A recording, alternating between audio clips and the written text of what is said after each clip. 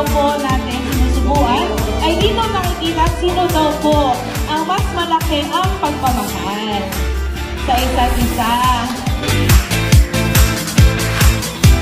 With a quiz, okay?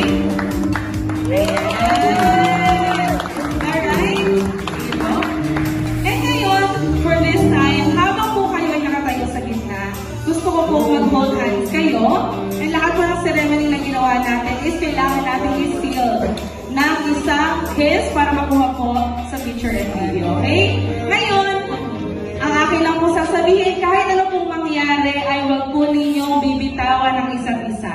You have to kiss and hold it for 3 seconds at least. Sabay sa 3 seconds po, okay? 1, 2, 3, go! Walang bibitaw, hindi kami tapos magbilang. Ano po unang numero?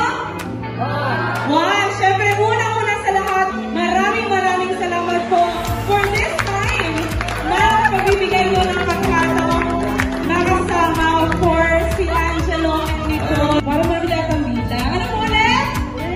3, of course. 3 seconds. Hoy, okay na. Ayan.